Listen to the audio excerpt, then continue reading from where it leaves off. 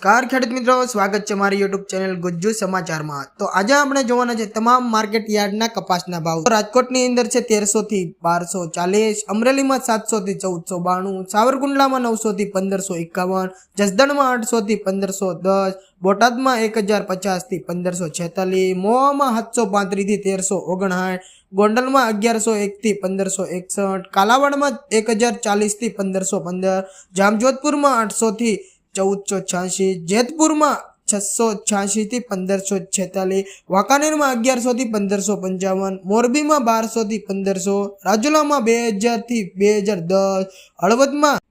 1100 થી 1566, તળાજામાં 811 થી 1425, ઉપલેટામાં 835 થી 1430, ધોરાજીમાં 1181 થી 1506, ધોલની અંદર 1136 થી 1451, ધનસુરામાં 1300 થી 1440, વિસનગરની અંદર 1000 થી 1574, વિજાપુરમાં 1150 થી 1455, કુકરવાડામાં 1300 થી